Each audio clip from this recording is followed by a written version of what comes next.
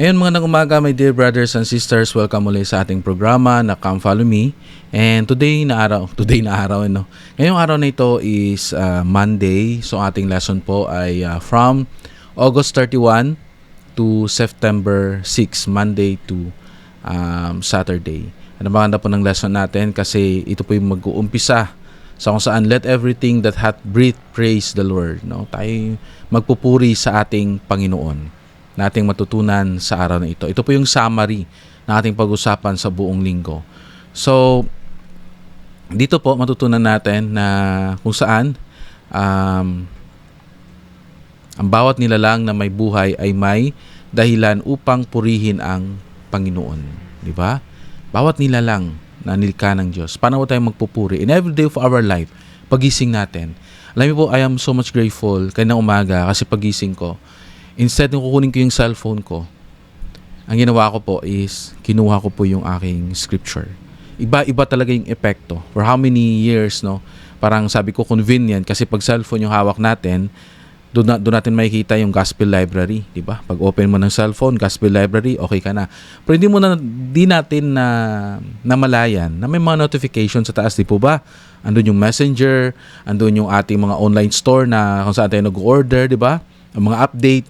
So pag open mo pa lang isang cellphone, ay, may bagyo para na darating, 'di ba? Pag open mo pa lang sa cellphone, ay, ala, may update pala yung kaibigan ko, dumama na. So on and so forth. Ganun po katindi, no?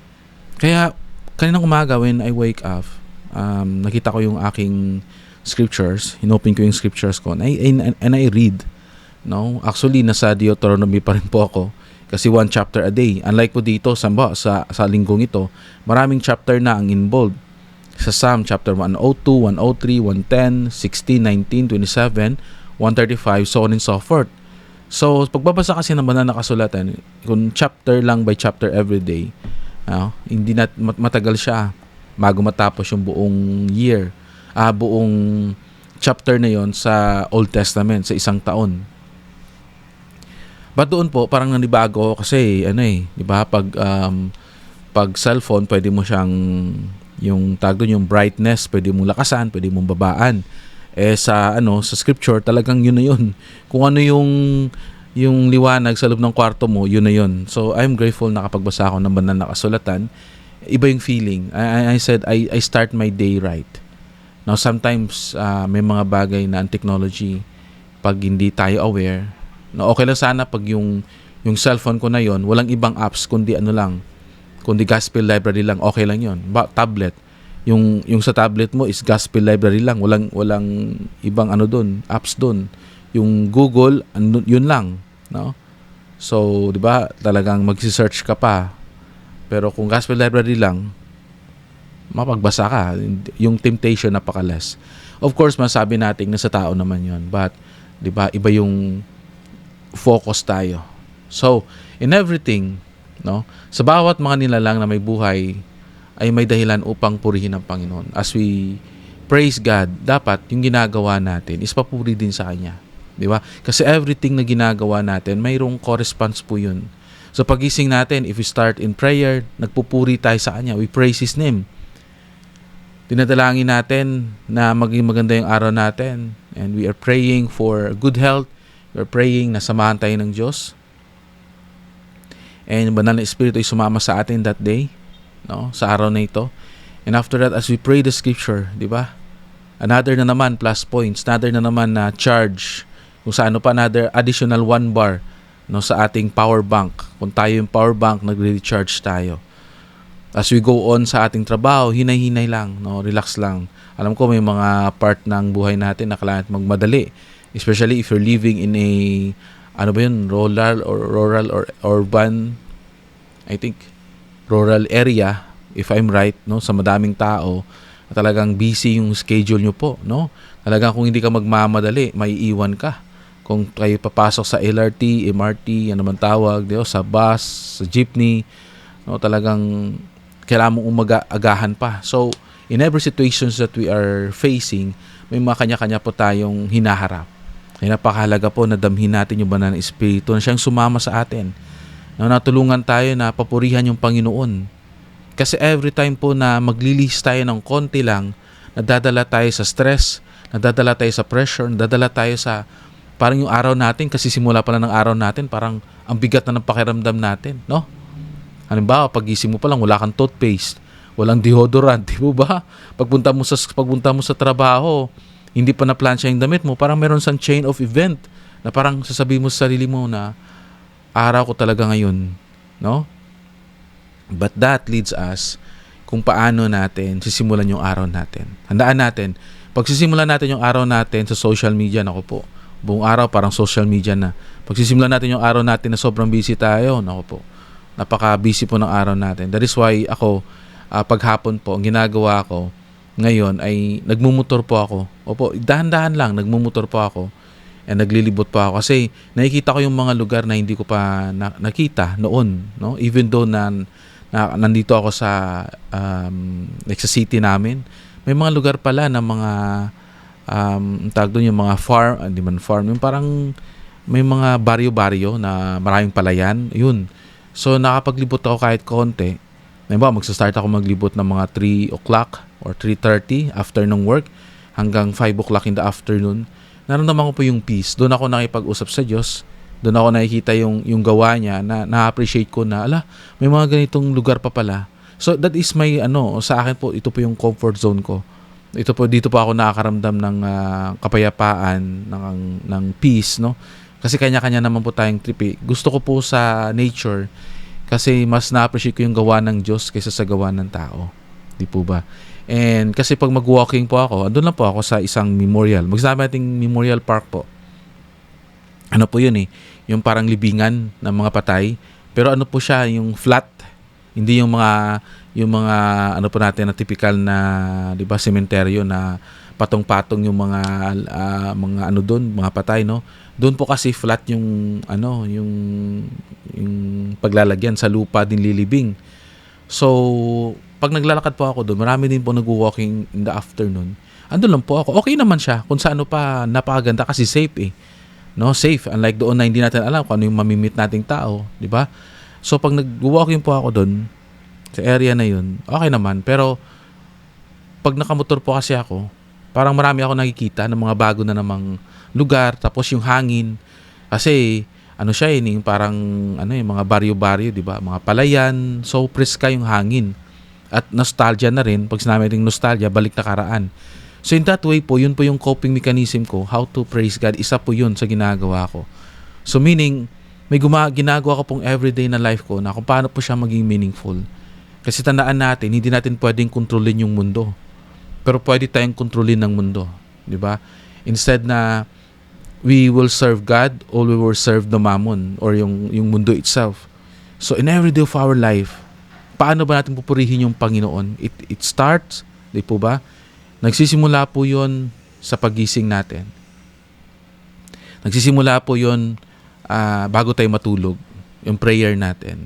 Yan, napakahalaga po kasi para siyang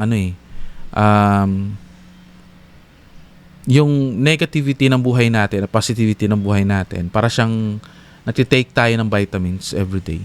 Yung vitamins na yun, everyday, siya yung nagpapalakas sa atin. Yung mga magandang vitamins ha. So, sa simula, parang hindi pa natin napapansin yung yung epekto niya. Pero sa sa take natin everyday, naging malakas tayo na vitamins, no? Pag positivity yung vitamins. At nagiging positibo tayo sa buhay, nagiging maganda yung takbo ng buhay natin. Pag negative kasi, hindi natin mapapansin agad eh. 'Di ba? Kasi magte-take tayo ng parang negative na vitamins, hindi natin mararamdaman agad. Pero makita natin yung epekto nito months and years.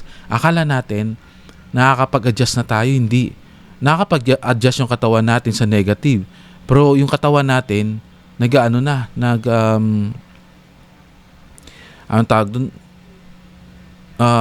up na, no?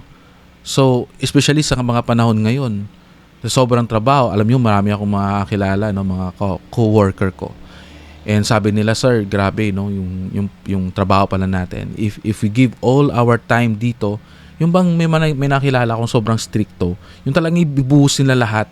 No, uuwi sila ng mga 6 o'clock in the evening, papasok sila ng 6 o'clock, talagang dedication nila. Nagkasakit po sila. Yung kasakit nila, kidney, sakit nila, minsan cancer, yung mga ganun, yung mga malalala, yung diabetes, yung mga ganun, anxiety, depression. And sabi nila sa akin, habang minsan nakikita kami sa hallway, sabi nila sa akin, sir, iba pala yun, no? Pag dinapuan ka na ng sakit dahil sa stress at sobrang trabaho, yung titingnan mo, walang sasalo sa'yo. There's no such thing na, oy brother, or brother, hindi man tayo sa simbahan, no? Oy sir or ma'am, nagkasakit ka, ito, 1,000,000 o 2,000,000 para yan sa'yo. No? Para na mapagamot mo yung sarili mo. Wala po. Even though we are in the government, there's no such thing. An insurance sa amin, even though may napakuha kami ng insurance, pero hindi naman ganun kalaki. Unlike po sa mga call center, no? Talaga ang lalaki ng mga BPO, ang tawag na nga doon, ano? Mga, sabihin na natin, Lemon Star, mga call center. Lalaki ng kanilang insurance. Pag nagkasakit sila, talagang, may dental, pa sila. Di po ba? So, ganun. So, ang tanong ko ngayon, saan natin ilalagay yung ating faith? Saan natin ilalagay yung ating atensyon? Ilagay ba natin yung atensyon natin sa tunay na Diyos na magbibigay sa atin ng kapayapaan, tunay na kagalakan? O doon tayo sa hindi tunay ng Diyos, yung mundo, na kung saan in the end, talagang hindi ka sasaluin Di po ba? Pag magkasakit ka, anong ka babalik sa Diyos pa rin? Sasabihin mo, God, sorry nakalimutan kita. Hindi ko nakita yung totoong hangarin mo sa akin. Na minsan sabihin natin, sobrang pagod na ako, sobrang, trabaho ko ng trabaho, wala namang nangyayari sa akin. Faithful naman ako, God Bakit ganito yung nangyayari? Walang epekto. And then magsisimula tayo magkakaroon ng pride. No? Sisisihin na natin yung lumikha sa atin. God, nagsisimba naman ako, ganito, ginagawa ko naman to para sa pamilya ko. Bakit hindi ako nagpo-progress?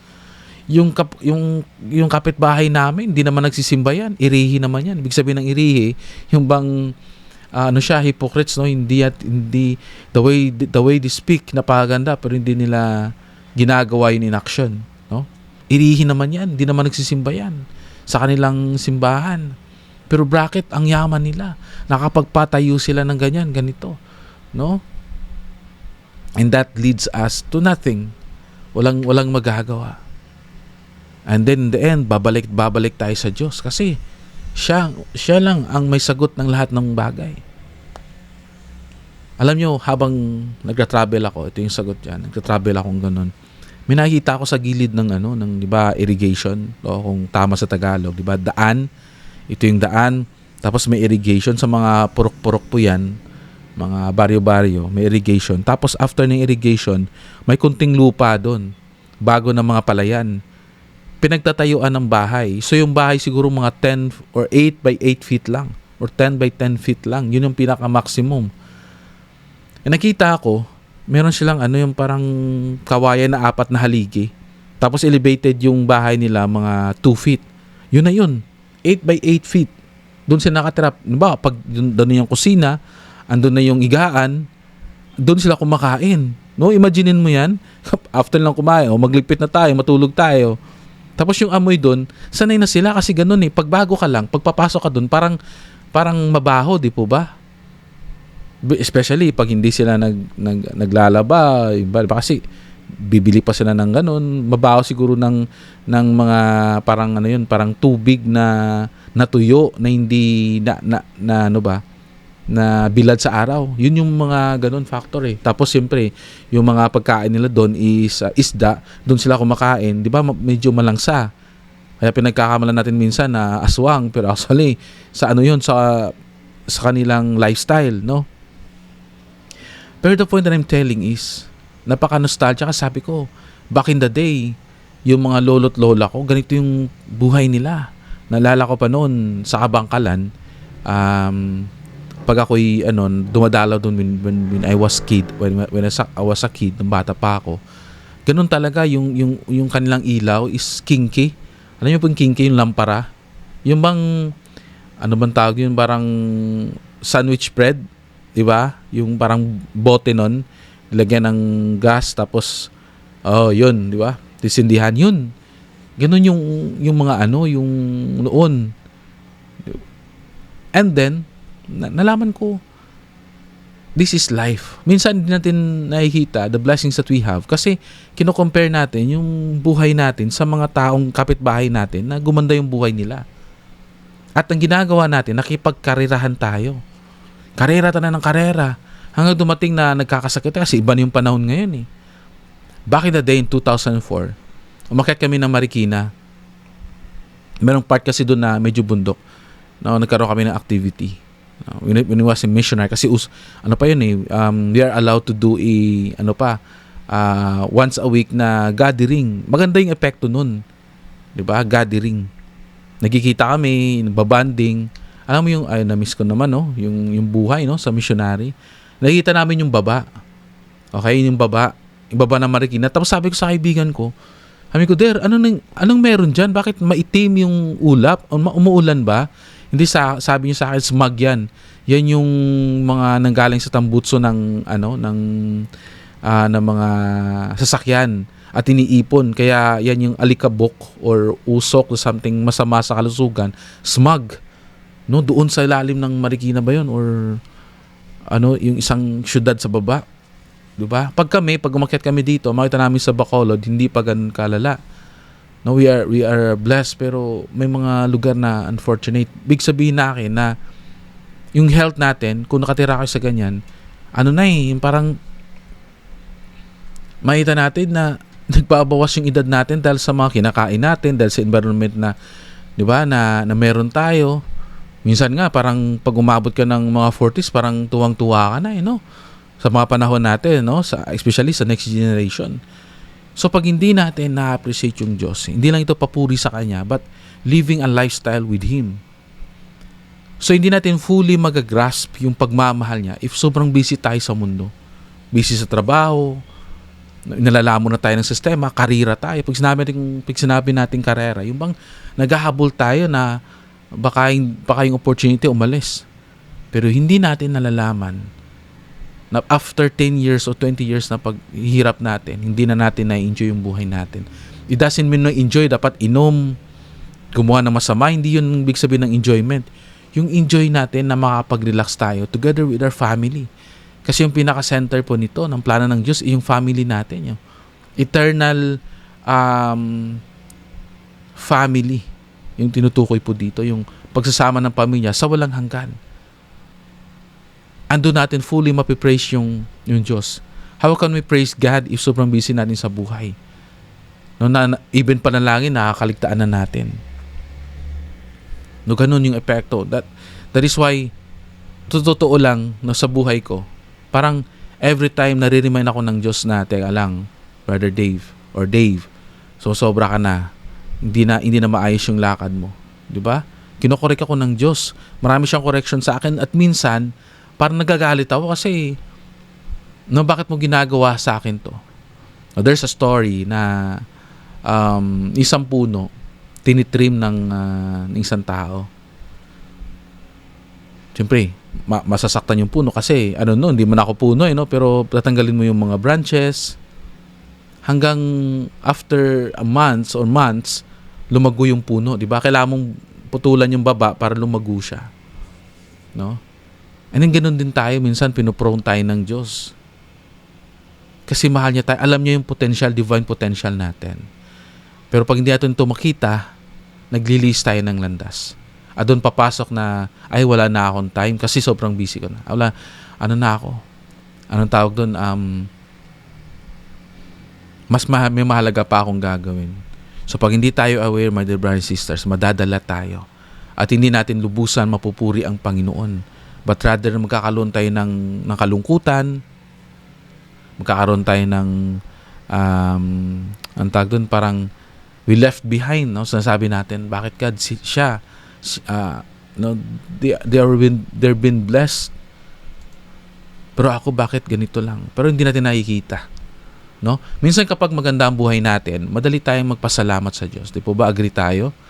May dumarating na blessing, may mga opportunity na trabaho, na promote tayo. We feel that we're blessed. Nagpapasalamat tayo sa Diyos. Pero paano kung may problema? Pag may problema na we feel na hindi na tayo mahal ng Diyos, no? Initsipera niya tayo, talagang ganito talaga yung buhay natin, wala na tayong chance. Negative yung pumapasok sa atin. Paano kung pagod na tayo, nalulungkot, natatakot, o hindi natin alam kung ano ang mangyayari bukas? Mga uncertainty natin. Ako, may ganun ako na parang pag nakikita ko na ano kayang magandang gawin, paano ako makapag-impok, paano ako makapag-save, paano ko i-prepare yung future, kasi ayoko yung feeling na yung feeling ba na pag dumating yung problema, talagang uupo na lang ako, iiyak. May kailangan akong gawin. Maganda po yun. Pero minsan nakakaligtaan ko magtiwala sa Diyos. No? May mga pagkakataon sa buhay ko na nagtitiwala na ako sa sarili kong lakas. And it end up na hindi maganda. Hindi naging successful. Kasi yung utak ko limitado lang. Yung pag-iisip ko limitado lang. Ako bilang tao, ng katawan ko napapagod. Kaya parati kong sinasabi na magtiwala tayo sa Diyos, magkaroon tayo ng divine, malaman natin yung divine identity natin, at malaman natin na there's a divine intervention na galing sa Diyos. Di po ba? So, dito sa Book of Psalms ay koleksyon ng mga awit, panalangin, papuri, at personal na pagpapahayag ng pananampalataya ng mga sinaunang tao ng Diyos. Ang traditional Jewish name ng Psalm ay Tilihim, na nangangahulugang praises. So, ang Psalm pala sa Jewish ay Tilihim, Tehillim o Tehillim, na nangangahulugang praises o papuri. So, pag sinabi natin Psalm sa Tagalog ay pinupuri natin, pagpupuri, no, sa lumikha sa atin. Kaya kung may isang salita na maaring mag-summarize sa buong Book of Psalms, maaring ito ay may mga psalm tungkol sa takot, may tungkol sa kalungkutan, tungkol sa kasalanan, tungkol sa paghihirap, tungkol sa paghihintay sa Panginoon. At meron ding napakaraming awit at pasasalamat sa papuri. So kapag titingnan ko tong concept na to, parang sinasabi na it's all about God. So pag takot ka, dapat sabihin natin yun sa Diyos. Pag nalulungkot tayo, i-share natin sa Kanya. Pag meron tayong kasalanan, humingi tayo ng tawad sa Kanya. Pag naghihirap tayo, i-share din natin sa Kanya. Pag naghihintay tayo sa Kanya, i-share. So, ibig sabihin nun, lahat ng mga ginagawa natin, ibahagi natin sa Diyos. Kaya dito napagtanto ko yung salitang all things are spiritual. Lahat ng bagay is spiritual kasi binibigay natin sa Kanya. Sinasama natin siya. At trabaho natin, kahit busy tayo, nanalangin tayo. Kasi hindi naman kailangan na maghanap tayo ng lugar pa na manalangin. Habang nagtatrabaho ka dyan, you pray. No?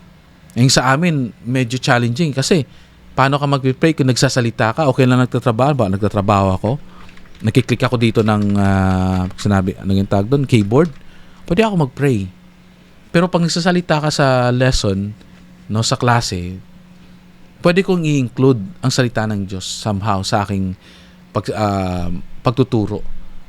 No, kasi hindi naman religion yung tinuturo ko. Siyempre may mga estudyante ngayon na sensitibo. So, kailangan parang tayo maggamit ng salita ng Diyos na hindi naman parang hindi naman obvious na, sir, bakit nagtuturo ka ng religion? Ganito yung klase natin, di po ba? So, in our ways, kung paano natin ibabahagi yung salita ng Diyos sa paraan na wise ba? Okay. So, sa Psalm 102 to 103, sinabi na, bless the Lord, O my soul. Sa Psalm 102, maririnig natin ang tinig ng isang taong dumaranas ng paghihirap. May pagod, kalungkutan, may pakiramdam ng kahinaan. Pero sa Psalm 103 din, biglang lumabas ang isang napakandang paalala. Bless the Lord, O my soul. Parang sinasabi ng psalmist na sa kanyang sarili na huwag mong kalimutan ang kabutihan ng Panginoon. So sa buhay natin, no? In spite kaya kung makita natin, we don't need to to pretend na okay na yung lahat. Kasi sa Psalm nga, di ba, sinasabi nila yung mga pagod nila, kalungkutan nila, mga frustration nila sa buhay. Dito na sinasabi sa Psalm. Naging totoo sila. Kasi tao tayo di ba? Pero binabahagi nila yun sa Diyos. Kasi sinasabi ko minsan, di ba, may isang nag-talk sa pulpit, sabi niya, kami talagang hindi kami nakaranas ng problema. No? Hindi kami talagang pag umuulan, bumabagyo, andito pa rin kami sa simbahan. No, pag alas 9 yung sacrament, alas 8:30 andito na kami. Alas 8, sabi ko, grabe ba? Parang perfect na perfect, no? Pero in reality, kahit sa scriptures, binabanggit yung mga kahinaan natin. Kasi human tayo Hindi tayo robot. 'Di ba? Naka-design tayong ganito para mag-progress. No, 'di ba? Para umunlad. So maliban diyan, tandaan din natin human nature natin, and also we have a divine potential na makita natin yung mga magandang bagay, solusyon, positive things. At huwag mong kalimutan, sabi ng psalmist, ang kabutihan ng Panginoon sa iyo. Dapat papurian natin na in spite sa mga pinagdadaanan natin mga problema, sila nagpupuri tayo sa Kanya. Sila pinapakita natin na andito pa rin ako, God. Na alam ko mabuti ka. Lahat ng ginagawa mo para sa akin. No, iba kasi yung mahirap tayo in terms of financial, no, mahirap tayo. Nakakain lang tayo ng 3 times a day. Pero ramdam natin yung pagmamahal ng Diyos. It heals us inside. Tumutulong ito na para heal, tayo'y gumaling sa sugat natin inside, gumaling sa kasalanan, no, gumaling sa mga sakit physically. Yung spirito natin, yung mental natin, nagiging maayos. Ang makabi ko nga, no, pag nakatira kami siguro one time, sa isang lugar, sabi ko nga kagabi sa aking in-law, na pagbibili ako ng lupa, kasi yung agricultural lot, di po ba, mas ano siya, mas mura. So pag meron akong merong member o non-member na makaano ako sa kanya ng 1,000 square meter na lupa. Kasi sa medyo mga baryo-baryo, lang yun eh. Medyo mura lang, di po ba? Di naman mura kasi malaki din yung babayaran. Meron akong 1,000 square meter. Papatayo ako doon ng simpleng bahay lang. Yung isang kwarto, no? Tapos kung may bisita, doon siya matutulog sa labas, no? Tapos mayroong kusina, di ba? Tapos sa labas mayroong kubo-kubo na maliit. Ay nako. Tapos magtatanim ako doon sa paligid. Di ba? Napakasimple lang. Tapos may magano sa akin, magdadala ng mga gulay, sasabihin, bebenta ko lang sa iyo to 10 piso, 'di ba? O may gulay na kami. Dapat ganun yung perspective natin sa buhay. Napaka-simplihin natin at maging masaya tayo. Kasi kailangan, ano ba yung mga basic needs ng tao? Kumain, makakain, gamot, damit, shelter, konting savings, ganun lang. But minsan kino-complicate natin yung buhay. Okay, sabi ko, as I grow matured in life, kahit namang sabihin, as I grow old in life, na maganda yung as I grow matured in life, mas naintindihan ko na one day, no, hindi naman siguro full-time kami doon una, siguro bakasyon lang. Sabi ko, siguro God, I'm praying the age of 45, magre-retire na ako. I don't want to wait at the age of 65. Kasi gusto ko na mas mapaglingkuran kita. No? Dapat ganun yung hangarin natin. Parang dinadamdam natin na there's a beauty in God at tutulungan niya tayo ma-achieve yung gusto natin sa buhay. Kasi the more natin tinitingnan o tinitelescope yung mga pag-aari ng iba, ay gusto ko napakalaking bahay. Gusto ko na malaking sasakyan. And for what? Pag hindi binigay ng Diyos sa atin, anong mangyayari? Diba, nakakaramdam tayo ng lungkot. Pero kung yung ating dream napakasimple lang, ganun lang po yung akin. No, isang place na kahit 1,000 square meter lang. Safe kami, yung mga kasambahay, mga katabi namin, kahit na medyo may kalayuan, gusto ko palayan, 'di ba? May nagtatanim ng palay doon, tapos harvest para sa amin. Sobrang saya ko na po noon. Basta darating yung mga anak namin, tapos sabihin ko okay, ito na yung meron kang bigas diyan, o dalhin niyo sa bahay niyo. Diba, yung mga anak namin, may mga sasakyan sila. Diba? Kasi iba din yung kanilang mindset. Diba? Member, iba, diba? Social eh. BYU, mag-aaral, mag-online. Pag sabi nga ng Panginoon, first and second and third generation, kahit nga sa first uunlad na kayo sa simbahan. Kaya pag makita mo, pag merong mayaman na member sa simbahan, tanungin mo, anong generation ka na ng member sa simbahan? Pag sinabi yung second or third, mamamangha ka, the church is true. Di po ba? Ganun tayo kamahal ng Diyos, no? So, lingwahe po namin to. Pasensya po sa nakikinig na hindi member po. Hindi pa po member ng simbahan. So, in the second and third generation, kahit sa first, mabibless tayo ng Panginoon. So, dito natin marirealize, my dear brothers and sisters, ang salitang, huwag natin kalimutan yung mga blessing na ibinibigay ng Diyos sa atin na kailangan nating makita.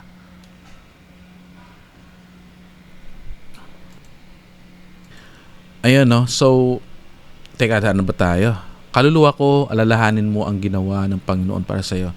Di ba sinabi ng psalmist dito, kaluluwa ko, yung my soul, alalahanin mo ang ginawa ng Panginoon para sa'yo. Parang dito sinasabi na, count your blessing. No, Dave, count your blessing every day. Huwag mong i-count yung mga natanggap ng ibang tao, yung mga nag-abroad sila, no? May mga magandang mga garang sasakyan nila. Ay, ayokong lumabas. Bakit? Kasi yung sasakyan ko, luma. Mga ganon. So, nagkakaroon, pag ganon na, hindi na po yun healthy. Alalahanin mo, kaluluwa. Alalahanin mo ang ginawa ng Panginoon para sa'yo. Alalahanin ang mga panalangin mo na sinagot. Yun. Alalahanin ang mga pagkakataong niligtas tayo ng Diyos. Alalahanin natin ang mga taong ipinadala niya sa ating buhay. Alalahanin natin ang kanyang awa. For all these things na ginawa ng Diyos sa atin, if matatanggap natin yun, gawin nating simplihin natin yung mga bagay-bagay. Doon natin mararamdaman yung satisfaction. Doon natin mararamdaman yung kagalakan. Doon natin mararamdaman yung papuri sa Kanya. Ibinibigay niya o hindi, sabihin natin, God, this is enough for me. Enough na po ako. Ang gusto ko lang po ngayon is purihin ka. Ang gusto ko lang ngayon po, pasalamatan ka. Dahil sa pagkain na meron ako ngayon, na nakuha ko, na nabili ko ng 10 pisos, no? Na ng aking kapitbahay kasi nakatira tayo sa farm, di ba? Ganun lang. O nakuha ko dun kanina, yung fresh na patula, talong, meron akong laswa dito, yung gulay na hinihigop ko, napakaganda. Parang tuwang-tuwa na tayo. Di ba sa libreng ganun? Pero pag hindi tayo satisfied, hindi tayo nagkukontento, God, no? Bakit kanin lang? Bakit yung ulam namin ganito lang? That's a choice na ginagawa natin. Handaan natin na yung buhay, let's go back to the basic needs natin. Kumain, matulog, pagkain, damit, shelter, medicine. So, kunting savings, paglilingkod sa Diyos. Ganun yung mga basic needs natin. Kahit na may bilyon-bilyon ka ngayon, hindi madugtungan hindi madugtungan ng bilyon na pera na yan, yung edad natin. Hindi madugtungan yung pera na yan, yung kasiyahan. Of course, mabibili niya ang pera. Sabi nga sa temple, di ba? If you have money, you can buy everything eh. Pero sabi ng disipulo ni Jesus Christ, sufficient kami sa aming pangangailangan. Sufficient kami sa aming pangangailangan. What matter of man, na maangkin niya yung buong mundo at mawawala yung espiritu niya. No? Nakahiga ka sa bilyon, mamamatay ka. Hindi mo madadala yun sa kabilang buhay. But it doesn't mean na hindi tayo magsipag. Kasi it's an excuse naman na, hindi na ako magsisipag, Brother Dave, kasi mamamatay. Hindi ganun. Yung gawin natin, magsipag tayo, mag-focus tayo sa mga importanteng bagay sa buhay natin, yung family, yung paglilingkod sa Diyos, yung simpleng pamumuhay. May bahay naman tayo. Ano natin makikita na ang iba, namumroblema sila, pero sa'yo, tuwang-tuwa ka. Napakaano ng sa sarili mo. 'Di ba? Napakaganda ng pasok. Makita ng ibang tao na glowing ka. Positive ka, gusto nilang puntahan ka, gusto nilang kausapin ka kasi napakalakas ng aura mo. Ganun ang power na ibinibigay sa atin. No? Huwag mong kalimutan ang kabutihan ng Panginoon. Minsan kailangan din natin kausapin ang ating sarili. Kapag puro problema ang nakita natin, kailangan nating sabihin. Diba? Kaluluwa ko, alalahanin mo ang mga ginawa ng Panginoon sa iyo. So dito din maratunan natin yung I love the Lord. Mahal ko yung Panginoon. Kapag mahal natin siya, ipakita natin. Sabi ng iba, maintindihan ako ng Diyos sa ginagawa ko ngayon. Kasi para din to sa Kanya. Naalala niyo yung prati kong kinukwento, yung aircon? Diba? Nangyari sa buhay ko. Kahit na ibinigay dyan sa iyo ng Diyos, it doesn't mean makapaglingkod ka. Huwag mong intayin, kapatid, na maging komportable yung buhay mo bago ka maglingkod. Kasi given na yun eh, kasi komportable tayo eh. Maglingkod ka kahit hindi pa komportable yung buhay mo. Kasi pinapakita mo sa Panginoon na mahal mo siya. Pinapakita mo kay Heavenly Father na kaya mong paglingkuran kahit hindi pa niya binibigay yung mga bagay na mga hinihiling mo sa Kanya. Sa Psalm 116, makikita natin ang gratitude ng isang taong nakaranas ng tulong ng Panginoon. Kapag nakaranasan natin ang kabutihan ng Diyos, natural na magkaroon tayo ng desire na sabihin, mahal ko ang Panginoon. Hindi lamang dahil binigyan niya tayo ng blessing. Mahal natin siya dahil nakilala natin siya. Naranasan natin ang kanyang pagmamahal. At kapag tunay nating nakikilala ang Panginoon, ang praise ay hindi na lamang salita, nagiging lifestyle ito. Maganda kasi yung nagiging lifestyle. Pag sinabi ng lifestyle, ito yung nakaugalian na natin na naglilingkod tayo sa Diyos. Sabi ko nga, habang nagpa-uwi ako sa bahay, sabi ko, ano kaya yung pinaka-ultimate na kasiyahan ko? Siguro, siguro teacher ako sa simbahan. Mas gusto ko yun. No, kasi every afternoon, Sunday afternoon, nagtuturo ako. Kahapon nagturo ako ng 2. May nagdumagdag sa akin ng mga students, yung mga may edad na. Natapos kami ng 4:30. Sabi ko, nagdagdag ng kalating oras. Kasi nag-share sila ng kanilang damdamin, ng kanilang mga ideas, no? Sabi ko, siguro mas gusto ko na ganun. 'Di ba? Maging teacher sa simbahan. And kumakita natin, bakit ko sinasabi na yun yung pinaka-goal? Kasi walang sahod. No, parang nakita ko walang conflict of interest. Ay, gandahan ko to kasi lumalaki yung sahod ko. Hindi eh. Ginaganda mo yung pagtuturo mo kasi mahal mo yung Diyos. Hindi dahil lumalaki yung sahod mo. Ay, pupunta ako sa simbahan kasi obliged ako kasi trabaho ko to eh. Sinuswelduhan ako, pero hindi eh. Pupunta ako sa simbahan dahil mahal ko yung Diyos. Nakuha po natin, yun po yung lifestyle. And of course, we need to find food sa atin. Sabi ko nga, sustainable na buhay. Yung bang hindi na namin problemahin yung pang-araw-araw naming pagkain. Kasi kukuha na lang kami doon sa backyard. Kuha ka lang doon ng malunggay. Kukuha ka lang doon ng mga okra. Yung ibang okra na hindi na nakain. So, ibibigay na lang ibenta. Di ba? Yung parang mabentahan ka sa may kumukuha sa'yo dyan. Kahit na half the price o mamura lang. Kasi para sa'yo, sobra na eh. Meron kang storehouse dyan ng mga pagkain. Yung bang kahit na magkaroon ng pandemic, pero nakakapag-sustain pa rin ng buhay ninyo.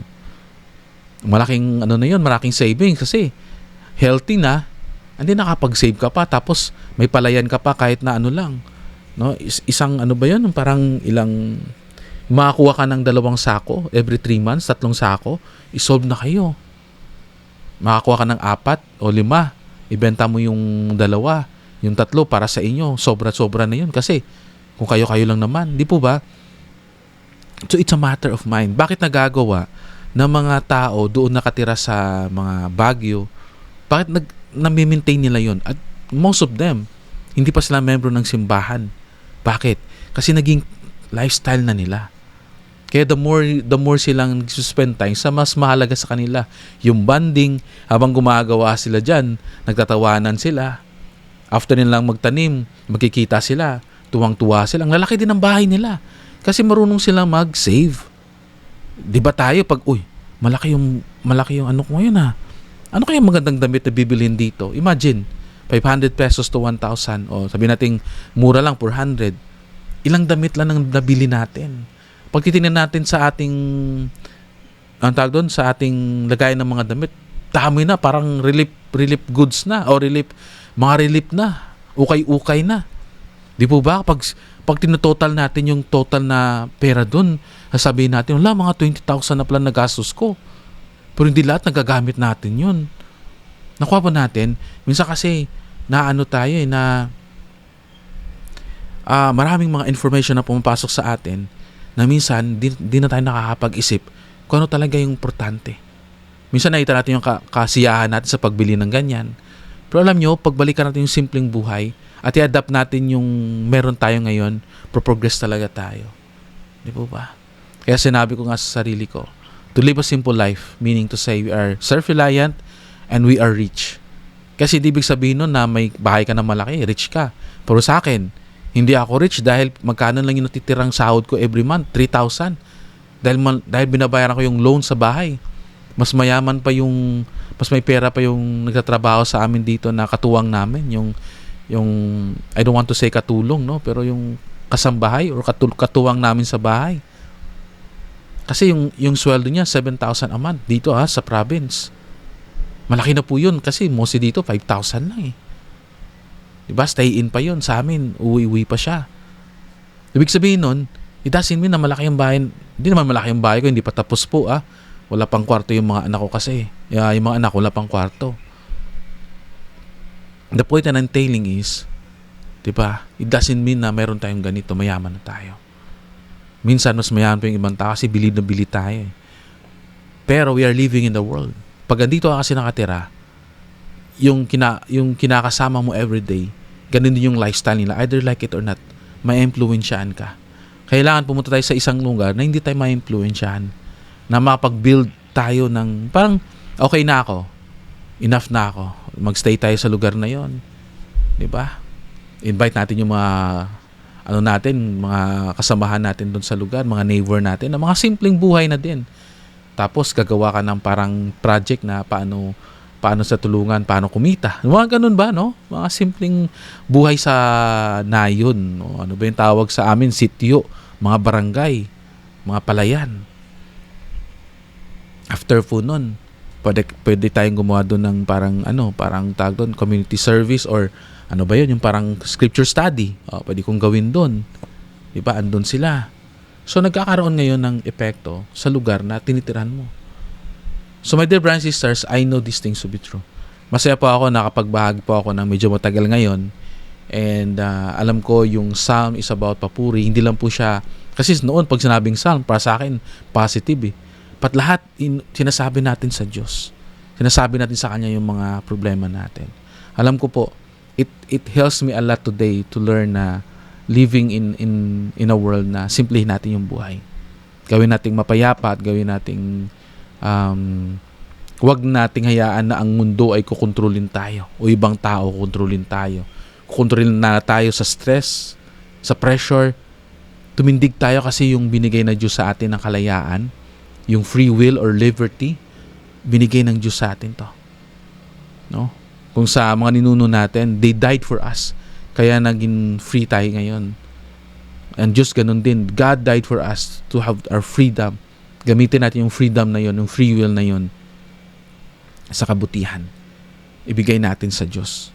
I know these things to be true and I really love our lesson for today. Naramdaman ko yung comfort, naramdaman ko, God, thank you for opening my mind. Naway na open din yung mga yung kanyong pag-iisip regarding sa topic nito. I know these things to be true and I live this in the name of Jesus Christ. Amen.